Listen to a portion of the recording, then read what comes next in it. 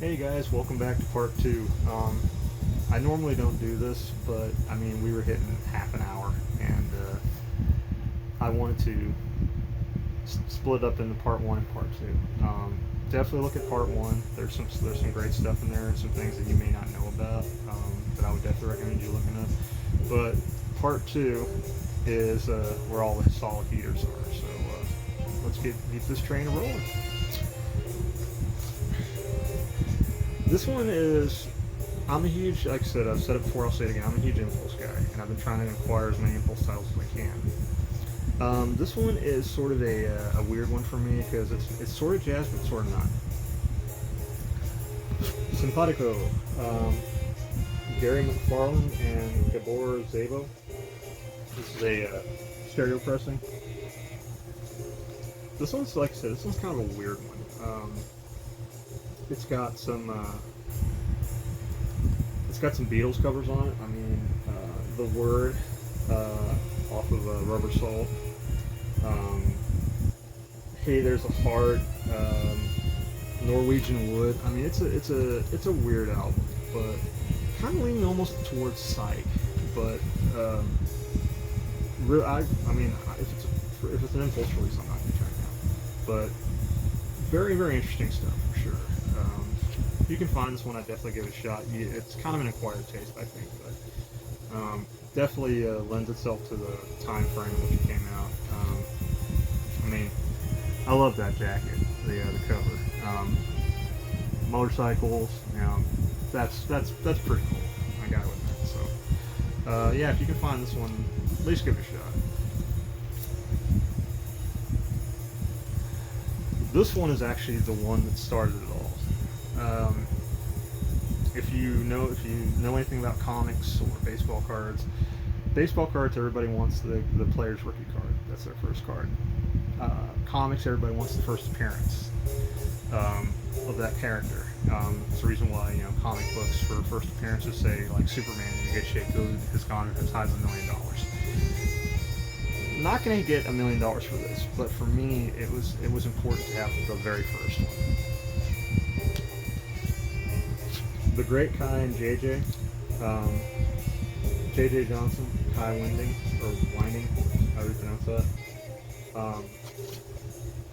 Featuring Bill Evans, Paul Chambers,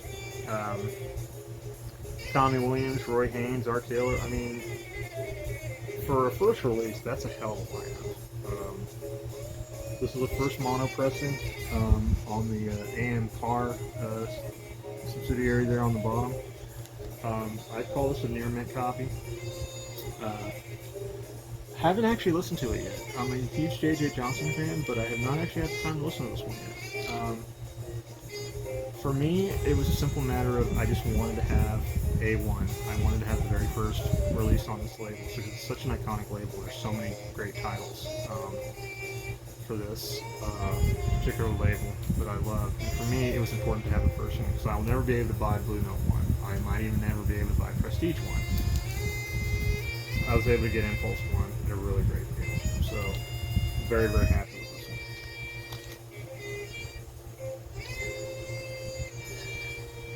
one. Well, it didn't take long. Now we're getting into the Grails.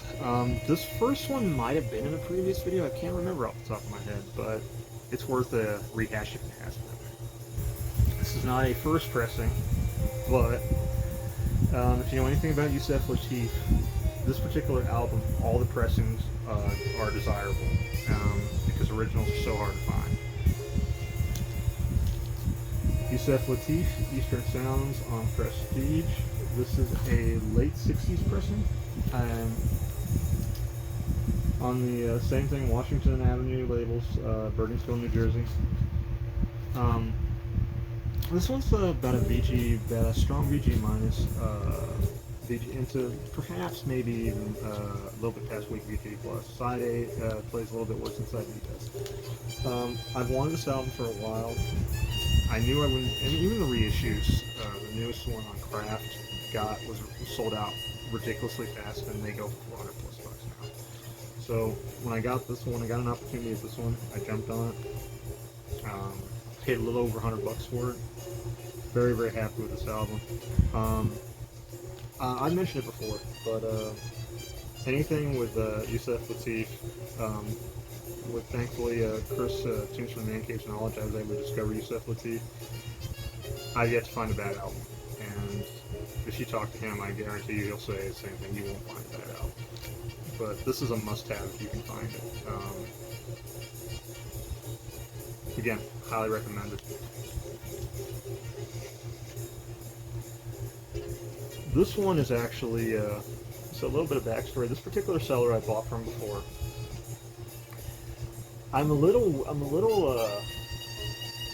unsure of how things work. I don't know if things are selling for basically these amounts of money, or if something was going on, but I still managed to secure this one.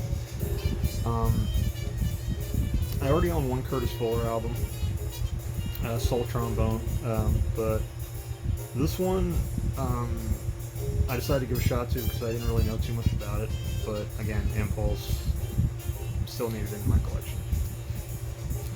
It's a Cabin in the Sky, Curtis Fuller, orchestra arranged and conducted by Manny Albaum.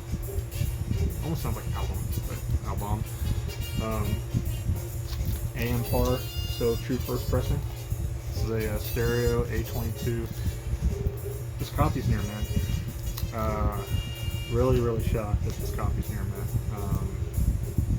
I actually played it earlier today. It almost sounds like a soundtrack. It's got that sort of vibe to it. But it's a great album to put on if you're making dinner, have company over, just have this playing in the background. Really great album. And took a shot on it. I think I paid $35 for it. But I mean, again, I was really happy with this. A little hesitant at first. I wasn't sure what to expect, but I figured if it's on impulse, it can't be bad. So, and again, wasn't surprised. You know, wasn't disappointed by it. So, again, really happy with this one. And actually, like I said, I actually played this earlier today. So, it's one I really actually have really grown to like.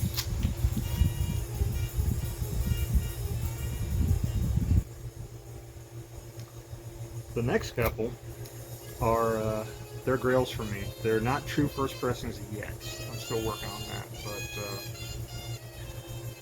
and with the condition and the fact that these are early second pressings, I can live with it. The first one, I had an acoustic sounds reissue from last year, and I recently upgraded. John Coltrane Ballads. This is a stereo pressing. Second pressing, I believe second pressing would be 63. This thing is excellent, bordering on near mint. Really beautiful copy. I will say one thing about the acoustic sounds version. I think it's a little bit warmer compared to the original. It might just be my stereo, but I wanted an original of this for the longest time. Still want an original copy, but this early second pressing is going to do me just fine. Especially for the condition on the album. And I've played it a couple times. It's one of those albums that I love it to death, but I've got to be in the right mood to listen to it because it's a little bit more mellow. I mean, with a title like Ballad, it's got to be. So, but I mean, I shouldn't even have to mention this, but if you find this album well, definitely pick it up. Coltrane period, pick it up. So, again, this will do for now. Hope to eventually find an original first pressing, and then maybe this one will find a new home. But for now, I'm happy with this one.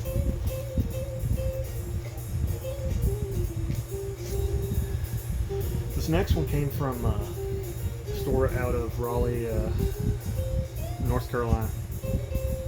If you follow Chris Tunes from the Man Cave, him and a mutual friend actually just got back from doing a little record store day trip through that area. But their big stop was the store that this actually came from. They actually are well known for their online auctions. This is a John Coltrane Quartet, Africa Brass. This is a second pressing, stereo A6, still got the beautiful orange and black label. Came from Carolina Soul Records out of Raleigh. This one was listed as having a mild storage warp that didn't affect play. I put it on my turntable. I don't see what they're talking about. But hey, I mean, This thing is, I would say, again, an excellent example, an excellent condition copy. I wouldn't say it's near mint, but it plays with no noise whatsoever. So it may be a near mint copy. The jacket's got a little bit of a bend in it. That might have been what they were talking about, but I love this album. This one gets a regular rotation on my turntable since I owned it, and again, it's another one I added to my my quote-unquote digital jukebox, if you will, with my iPod. That's what I use in my Jeep when I'm traveling. And this album, like I said, it gets regular rotation. I love it to death. Again, I hope to eventually find an original pressing, but with the condition on this one, I mean, this can be my forever copy. It has to be. So again, very, very happy. And I got this one for about $65. It was a last minute fight, to be honest with you, but I was able to get it on the tail end of the highest part of my bid.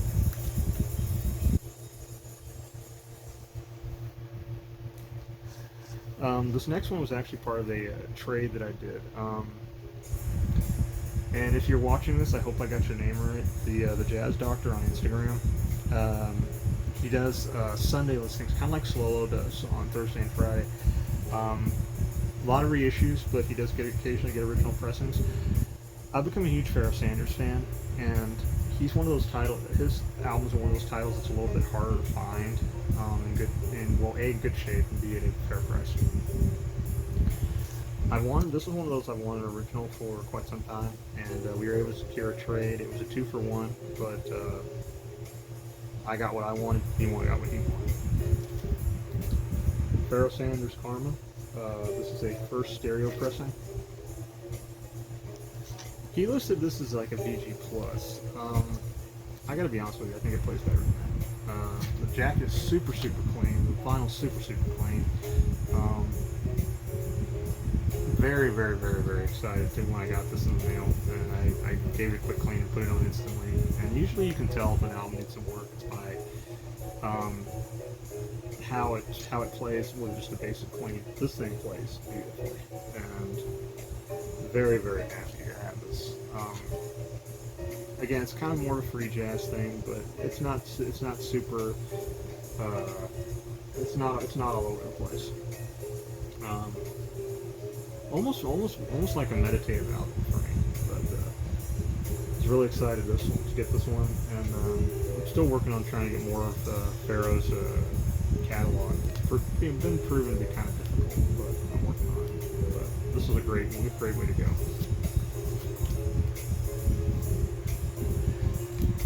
This one actually came from Triple Play out of Grand Junction.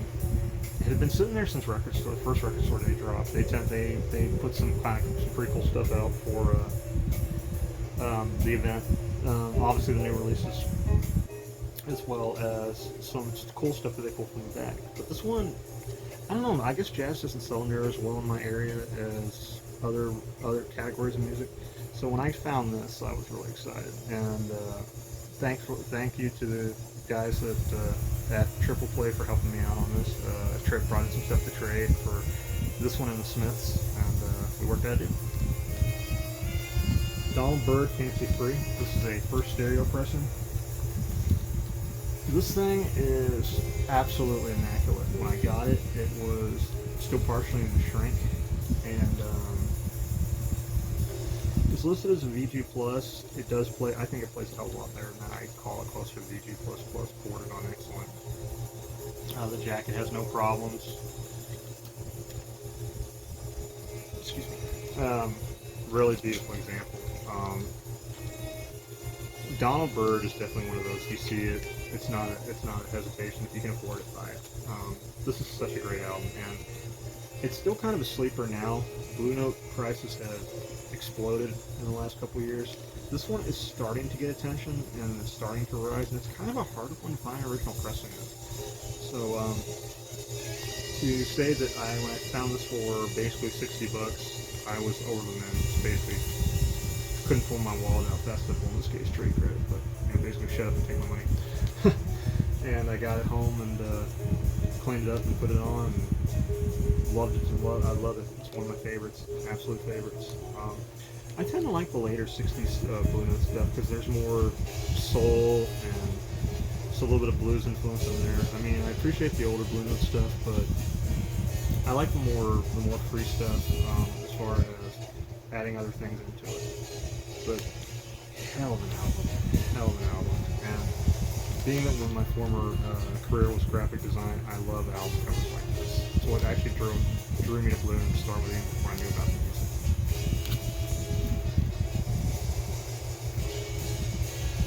This one, if you watched my unboxing video from about a week ago, you've already seen this one, but this one deserves a rehash. Definitely a rehash. The Phantom, Duke Pearson. This is a Liberty first pressing stereo.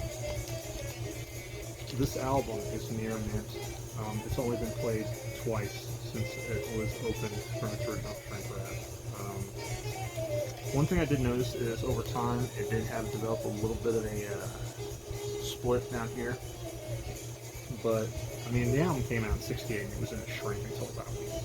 So, I mean, the jacket's beautiful, album's immaculate. I mean, it should be. I mean, it was in the shrink up until a week ago. But, the thing you have to watch out for with albums that tend to be in the shrink is, especially older albums, is potential warpage. This one thankfully didn't do that, and I will still probably pick up the Tone Poet because my original pressings I play. I just don't want to play the ever living piss out of them because it was something would happen and it was impossible for me to replace them. But this is such a great album. Again, more of the mellower kind of thing to it, but great album. This is one of my favorite purchases this year. And again, it's one of those I have to be in the right mood to listen to, but every time I listen to it, it just puts me in a good mood. And so if you can find this one, you don't have to buy the original pressing because they're getting to be expensive now. Look for the Tone Poet, $25 to $35. And it sounds great, so definitely grab that, but I'm happy with my original.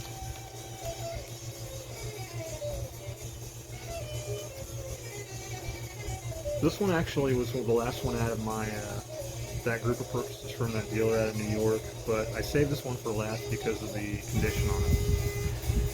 In a previous video, I debuted. I had a first pressing. I believe it was a mono. No, it was stereo. First pressing stereo, I think. It had some playback issues. It popped and stuff, and for such a great album, I really wasn't satisfied with it. So. Sold that one off, kept looking for a better copy. This seller had 3 of this particular album, a mono, a stereo, and a Liberty. Tried for the mono, got outdated, went for over $100, couldn't do it. Went for the Liberty, $45, nailed it. And this thing was in the shrink, and it's near mint. Lee Morgan Sidewinder, don't really need to talk about it, but what the hell. Joe Anderson, Barry Harris, Bob Crenshaw, Billy Higgins. Liberty Stereo, near mint. I played this album after I ripped the shrink off of it and gave it a bass clean. This thing plays right off the top, kick, crackle, clean as a whistle. Don't know if you could eat off of it, but it's pretty damn close. But I'm very happy that I got this album back in my collection and I essentially got my forever copy. Unless, like, the sky falls on me and I run across an original mono or stereo at a retardedly cheap price. But, I mean, $40. Liberty pressings are now starting to go up in value because nobody can really find the originals at a good price anymore. So, $40 for a near mint example, just take my money. In fact, take my wallet, yeah. But I was very, very happy to get this one. This is the main reason why I was going after a lot of the albums that this gentleman had. But it's such an iconic album. It's one of the best, Blue Note's best-selling titles on out of their catalog, and very, very happy to have this one again.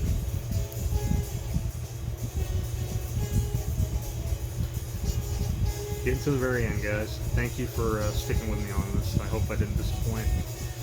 This last one, in this particular area, and then I've got one more to show you, was actually want to give a shout out to Discs and Vinyl on Instagram. He actually hit me up about this one.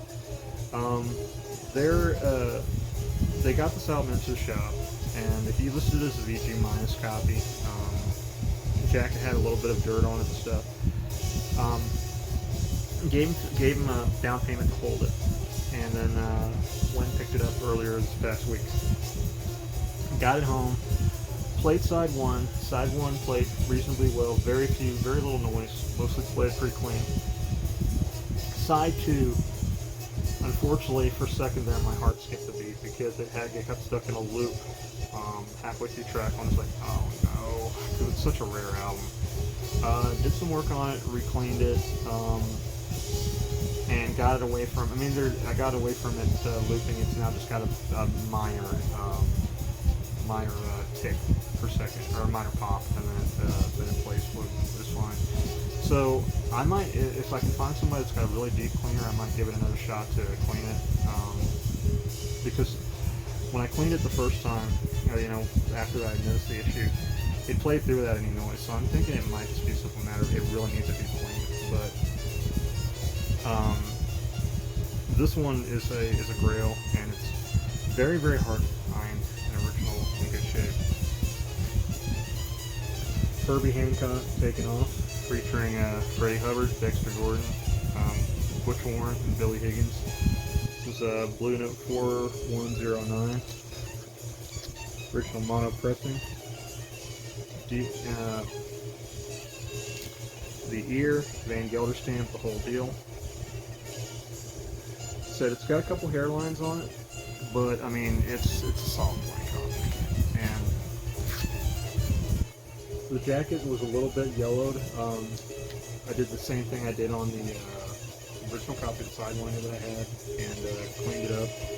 And the jacket looks almost near mint now. It's brought the whiteness back, and really, really nice example. I love Herbie Hancock. How can you not? Still want to try to find a copy of Emperor Niles. If I have to sell on a reissue, I'll buy a reissue. But to have an original of this was really made my day. It's a particularly bad day, and when I got the message about this, so part of me was like, oh hell. But at the same time, it's like, ooh, my day just got better. So I've played this a couple times since I picked it up, and really, really excited to have this in the collection. Again, Disc and Vinyl, dude, thank you for looking out for a brother. I greatly appreciate it. This last one actually arrived today. Now, I picked up the Tone Poet because I wanted the music, and I still plan on keeping the Tone Poet because their version is stereo pressing. But Vinyl Vault, he also goes by Buy Records on Instagram. We developed a friendship. I bought a couple of rare albums from him, and he keeps a lookout for me when I can do it. Really good dude. He finds a lot of rare shit. Pardon the language, but he does. He finds a lot of rare shit. So when he posted this on Instagram as a teaser, I messaged him and said, dude, I gotta have it, how much? And it came at a really reasonable price. And it arrived today, and I played it. It plays beautifully. My Tone Poet's stereo, but this one's a mono. Here's the Tone Poet, Curtis Amy Katanga. Again, great reissue. Really solid reissue. Sounds absolutely amazing. Can't beat an original though. This one is a mono pressing. Plays absolutely beautifully. I'm over the moon about getting this particular album as an original, because it's such an awesome album, and it's a rare album too. Honestly, I'm glad Tone Poet did this as a reissue, because I don't think near as many people knew about it, and they should. It's such a killer album, solid dude, and it's just, it's hard for me to describe, you know, how good an album this really is. All I can say is just look it up on YouTube, stream it, do whatever you can. Give it a listen. It deserves to be appreciated as an album. It's just so good. Curtis Amy is a great musician. I said I picked up Mustang because I listened to it and really enjoyed it. Everything I found from Curtis Amy has been awesome. Some of his stuff's a little bit hard to come by. This is a really rare one to find in good shape. The one that you never find is there's a red and a blue vinyl release that were original pressings that you never find. I think they're $500 to $1,000 when you find them if they're in good shape. But I mean, to have an original mono, I don't need to ask for any more. It's like I said, it's hard for me to come up with words to say how excited I am to have this. But again, Vinyl Vault, Buy Records, thank you, buddy, for looking out for a brother. It's greatly appreciated. Again, guys, if you're looking for something really rare, hit him up on Instagram. He will definitely, it may take him some time, but he'll find it for you, and you will be happy. But again, guys, hope you really enjoyed this video. If you like what you saw, click like and subscribe. We'll have another update video here in a couple of weeks, and I'll be trying to add some more new videos as time goes on. But again, hope you guys enjoyed the video. Please click like and subscribe if you like what you saw, and hope you enjoyed going on this little journey with me. Again, have a good night, guys, and it was a pleasure speaking with you.